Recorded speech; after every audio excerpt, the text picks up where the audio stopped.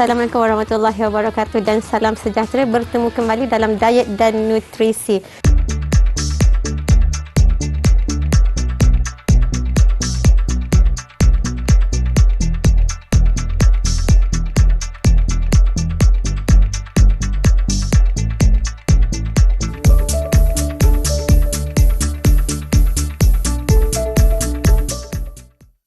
Jadi untuk hari ini kita pergi deep juga ke dalam sukan yang seterusnya untuk kita membincangkan tentang pemakanan sukan secara spesifik bagi sukan bola keranjang ataupun basketball. Yang mana faktor nutrisi juga memainkan peranan yang penting untuk sukan basketball ini.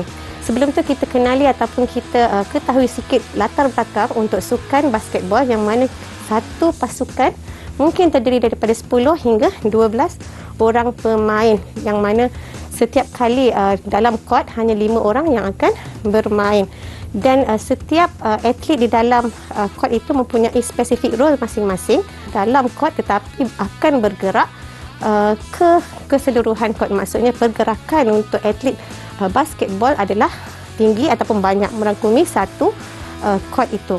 Antara kriteria ataupun fizik karakteristik yang diperlukan adalah mempunyai tinggi merupakan salah satu kriteria yang sangat penting.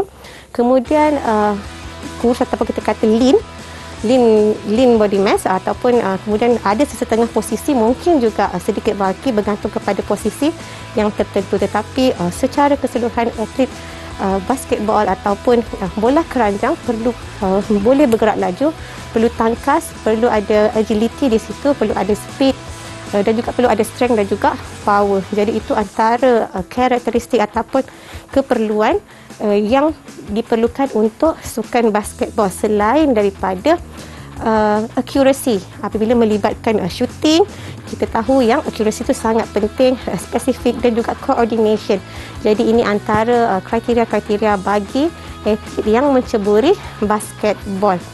Dan untuk atlet-atlet ini juga pemakanan dah tentu sangat penting, yang mana kita juga fokuskan kepada lemak badan ataupun percentage body fat yang rendah, yang mana apabila mempunyai percentage body fat yang rendah secara tidak langsung akan mempengaruhi atlet punya speed. Okey, lagi rendah, dan ini akan meningkatkan kelajuan ataupun speed atlet itu sendiri. Untuk penggunaan tenaga, energi sistem yang digunakan bagi sukan bola keranjang adalah combination aerobik dan juga anaerobik, yang mana 85% daripada penggunaan tenaga adalah menggunakan sistem anaerobik itu sendiri. Jadi atlet perlu tahu bagaimana ini untuk diolah dengan cara pemakanan yang betul supaya atlet boleh memahami dengan jelas yang sukan ini mempunyai 4 kuarter, yang mana setiap satu kuarter lebih kurang 10 minit, dan atlet mungkin main dalam 40 minit ataupun lebih, yang mana setiap satu kuarter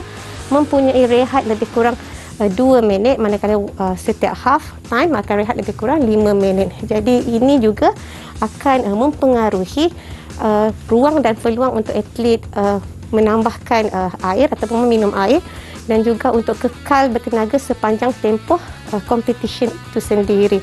Kita berjumpa sebentar lagi untuk nutrition strategis bagi sukan basketball.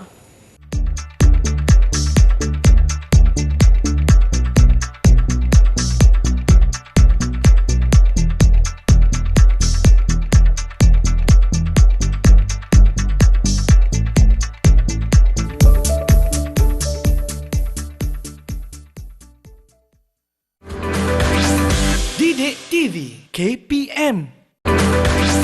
Didik TV KPM.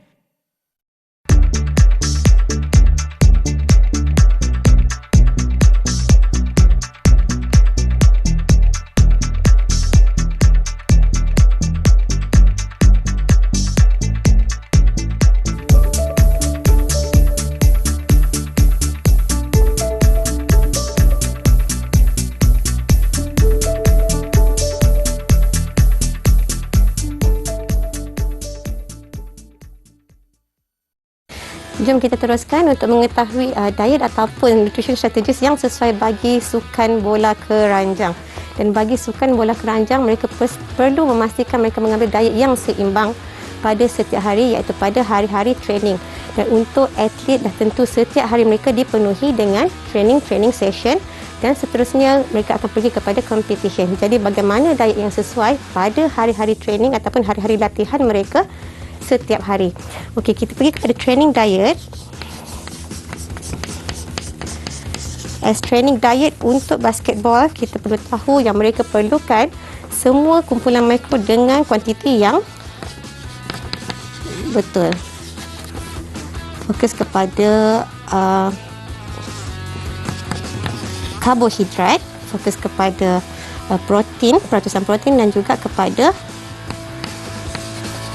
keperluan lemak. Dan atlet perlu pastikan mereka mengambil diet yang seimbang, yang ada semua kumpulan jenis makanan, yang ada pelbagai jenis makanan dan bersederhana mengikut keperluan masing-masing. Dan ini sangat varies, bergantung kepada individu tersebut, bergantung kepada umur, bergantung kepada saiz badan, bergantung kepada berat, dan bergantung kepada targeted body composition goal. Jadi setiap hari atlet perlu tahu berapa kalori yang diperlukan untuk diamalkan pada hari-hari latihan, yang mana kalau latihannya hanya satu sesi, keperluannya mungkin berbeza. Begitu juga kalau latihannya ada melebihi 2 sesi sehari ataupun long duration, jadi keperluan tenaga juga akan berbeza. Jadi dekat sini atlet sebenarnya boleh menggunakan pinggan atlet sebagai salah satu panduan untuk memastikan mereka mendapat kalori yang mencukupi. Dan untuk atlet basketball, pengambilan karbohidrat disarankan adalah di antara 5 hingga 10 gram per kg body weight untuk keperluan karbohidrat 5 hingga 10, tapi kebiasaannya kalau hari training diet mungkin dia akan capai 5 hingga 7 gram karbohidrat pada setiap hari. Dan lepas mengetahui berapa jumlah karbohidrat yang diperlukan, kita akan tengok berapa kalori yang disumbangkan oleh karbohidrat tersebut dan dipecahkan kepada 3 makan utama yang perlu mengandungi jumlah karbohidrat yang tertentu pada timing yang betul, pada jumlah yang betul. Dan karbohidrat, ada karbohidrat kompleks yang mana kita juga akan fokuskan kepada mungkin makanan yang rendah GI ataupun makanan yang tinggi GI pada masa-masa yang berbeza.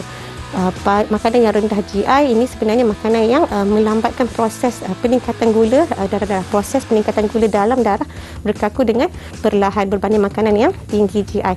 Dan atlet basketball perlu pastikan makanan yang mereka ambil tinggi dengan nutrien dense food. Jadi ambil satu makanan, kita pastikan makanan itu kaya dengan pelbagai jenis nutrien. Dan move on kepada keperluan protein, iaitu 1.4 hingga 1.7 protein per kg body weight. Okey, jadi atlet boleh jadikan ini sebagai panduan untuk mengetahui, mengira berapa keperluan jumlah protein pada setiap hari. Okay, ini jadi baseline, mengira berapa jumlah protein, kemudian agihkan protein itu mengikut masa-masa tertentu. Dan protein penting juga untuk proses recovery. Antara sumber protein yang baik dan berkualiti tentunya sumber protein daripada ikan, lean meat, ayam, kita ada poultry juga, dan juga kita ada sumber-sumber daripada tumbuh-tumbuhan seperti kacang soya, legumes dan nuts juga ada sumber protein yang baik. Dan pengambilan lemak juga penting, dan kita suggestkan untuk ambil lemak daripada sumber-sumber yang lebih sihat berbanding daripada unhealthy fats. Yang mana sumber-sumber lemak yang sihat itu adalah antaranya yang mengandungi MUFA dan PUFA, monounsaturated fatty acid ataupun polyunsaturated fatty acid, yang mana kita boleh fokuskan pengambilan lemak daripada olive oil, fish, makanan-makanan ataupun ikan yang berlemak, dan ada sesetengah nuts yang mana memang mempunyai kandungan lemak-lemak yang sihat yang diperlukan oleh atlet untuk kekalkan kesihatan yang baik. Itu adalah basic things ataupun cara nak mengira ataupun berapa keperluan atlet pada setiap hari-hari diet, dan pastikan makanannya pelbagai, ada semua kumpulan makanan yang dimention tadi, ada karbohidrat, ada protein, ada juga sayur-sayuran, ada juga buah-buahan yang pelbagai jenis, yang pelbagai colors, supaya kita dapat semua vitamin dengan mineral daripada setiap jenis makanan. Dah tentu setiap warna ataupun jenis-jenis buah-buahan atau sayuran itu membawa nutrien-nutrien yang berbeza. Jadi atlet tak boleh statik kepada satu jenis nutrien sahaja ataupun satu jenis buah-buahan sahaja ataupun sayur-sayuran sahaja, yang mana ini mungkin menyebabkan atlet mengalami kekurangan nutrien daripada makanan-makanan yang lain. Dan untuk atlet pada hari training day kena fokuskan untuk memenuhi keperluan kalori. Kita bimbang apabila atlet skip waktu makan ataupun tidak makan dengan proper, maksudnya mungkin tak ambil breakfast, tak ambil lunch, akan menyebabkan kekurangan tenaga, sedangkan atlet perlukan tenaga yang mencukupi untuk latihan. Jadi untuk atlet basketball, pastikan setiap hari pengambilan tenaga mencukupi untuk pastikan boleh support dia punya training day dan juga boleh support untuk pembesaran. Jadi kita akan move on kepada keperluan di hari pertandingan. Bagaimana pula dengan pemakanan ataupun strategis yang diperlukan untuk atlet basketball. Yang kita memang tahu atlet basketball adalah satu sukan yang fast pace, banyak bergerak. Jadi atlet perlu pastikan dia ada tenaga yang mencukupi dan juga perlu ada ketahanan, sebenarnya endurance kat situ. Okay, jadi untuk sebelum pertandingan ataupun before competition, atlet kena pastikan atlet dah makan 1 hingga 3 jam sebelum competition dengan makanan yang tinggi karbohidrat, kaya karbohidrat, rendah dengan lemak, moderate protein. Dan ini dimakan di antara 3 jam sebelum competition bagi memastikan pada waktu competition atlet mempunyai tenaga yang mencukupi dan kesemua makanan itu telah pun dihadam. Kita bimbang kalau makan terlalu dekat dengan competition 1 jam ataupun setengah jam sebelum, akan berlaku ketidakselesaan gastro kepada atlet yang mana boleh mempengaruhi performance atlet di dalam gelanggang nanti. Jadi before competition, atlet dipastikan pemakanan diambil dengan waktu yang sesuai bergantung kepada waktu competition itu sendiri. Okey, fokus kepada kumpulan makanan tertentu. Jangan ambil makanan yang tinggi lemak yang mana kita tahu dia mungkin melambatkan proses penghadaman. Pengambilan air juga perlu dipastikan mencukupi sebelum competition itu. Okey, penting untuk pastikan air sentiasa diambil secara berkala bagi kekalkan status hidrasi yang baik. Kalau untuk semasa competition, kita faham tadi satu game basketball akan ada 4 kuarter, satu kuarter hanya lebih kurang 10 minit, maksudnya ia adalah game yang sangat laju. Jadi peluang untuk minum air mungkin agak terhad, tetapi dah tentu atlet juga akan berpeluh. Okey, jadi kalau ada ruang dan peluang mungkin rehat di antara first quarter ke second quarter dalam 2 minit, ataupun the first half kepada second half tu ada rehat yang lebih panjang. Gunakan peluang yang ada itu untuk gantikan balik air yang dah hilang semasa competition. Jadi kalau semasa competition, apa yang sesuai untuk atlet basketball, untuk penting untuk atlet basketball rehydrate semula, gantikan balik kehilangan air yang disebabkan oleh perpeluhan. Kalau yang jenis heavy sweater, maksudnya orang yang memang dalam tempoh walaupun 20 minit mainan dia dah banyak perpeluhan berlaku, mungkin boleh consider untuk ambil electrolyte. Kalau kita nampak dia banyak peluh, mungkin kita perlu gantikan electrolyte, iaitu sodium yang hilang. Kalau kata sampai ke third quarter kita nampak ada atlet tertentu nampak lebih lemah, mungkin kita boleh suggest untuk pastikan pengambilan sports drink, yang mana kita tahu sports drink boleh contribute kepada jumlah karbohidrat yang sesuai dan juga bersama-sama dengan electrolyte yang ada untuk menggantikan balik kehilangan peluh dalam tempoh permainan itu sendiri. Untuk recovery, selesai sahaja competition, selesai sahaja sesi game tersebut, atlet boleh terus makan ataupun mengambil makanan masa window time. Okey, masa window time iaitu 30 hingga 60 minit sejurus selepas competition tamat. Jangan tunggu sehingga 1 jam ataupun 2 jam, sebab atlet mungkin akan kehilangan all the nutrients ataupun all the benefits untuk recovery. Lagi cepat proses recovery dilakukan, lagi cepat atlet dapat recover. Jadi pastikan ada makanan yang disediakan di venue untuk pastikan atlet ada makanan untuk recovery karbohidrat dan protein. Paling mudah boleh ambil chocolate milk, boleh ambil roti dan peanut butter untuk the first 30 minutes to 60 minutes sebelum pergi kepada makanan yang lebih lengkap selepas daripada bergerak daripada venue. Jadi rancang betul-betul supaya setiap kali game kita ada makanan untuk recovery dan jenis yang sesuai supaya proses recovery itu dapat berlaku dengan baik. Begitu juga dengan menggantikan semula air yang hilang dan juga electrolyte selepas competition tadi.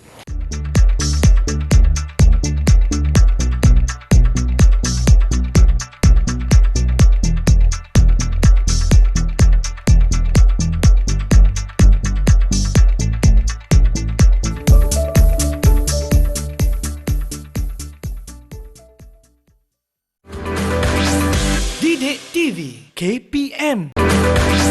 Didik TV KPM.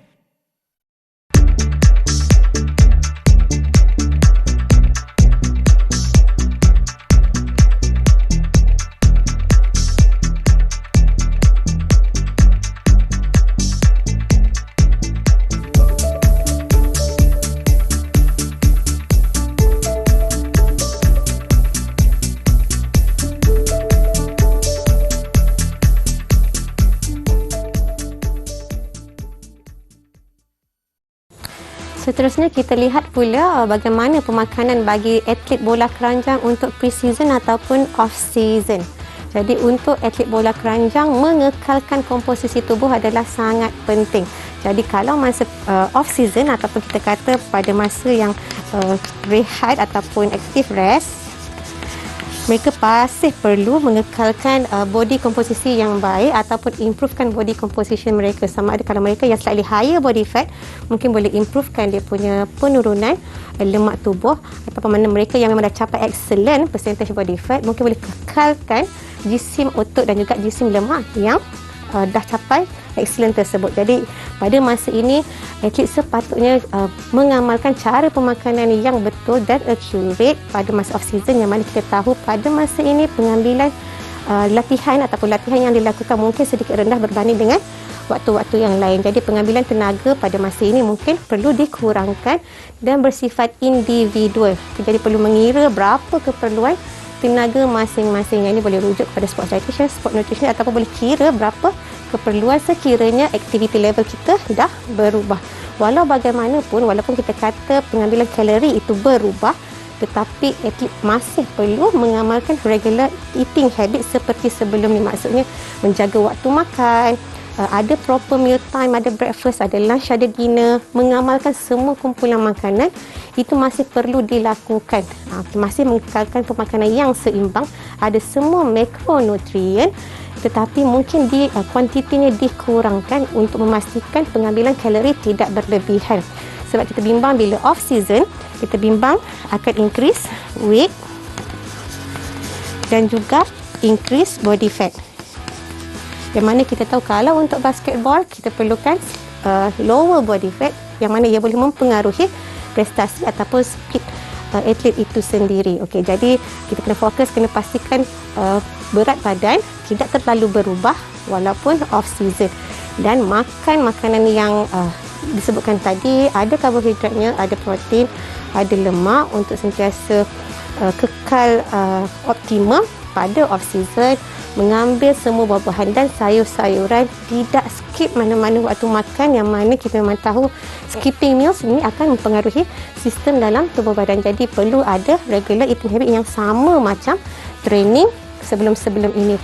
Itu yang boleh diamalkan oleh atlet basketball untuk pastikan dia masih kekalkan komposisi yang sama dan boleh diteruskan semasa on season nanti. Sebab bila on season atau pre-season nanti, kita tak nak pada masa tersebut baru atlet mencuba untuk mengurangkan berat badan ataupun mengurangkan lemak tubuh badan, sedangkan pada waktu pre-season trainingnya mungkin agak tinggi, intensitinya agak high, yang mana atlet perlu pastikan ada tenaga yang mencukupi pada tempoh itu. Jadi pada season tersebut atlet bukan fokus untuk mengubah komposisi tubuh badan, tapi lebih fokus untuk pastikan sentiasa bertenaga, mempunyai training yang proper, mempunyai nutrition yang cukup dalam sesi latihan supaya lebih bersedia untuk competition.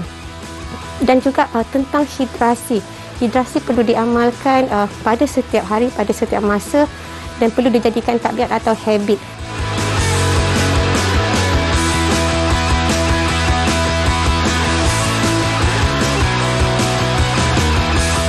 Jumpa lagi untuk episod-episod yang seterusnya.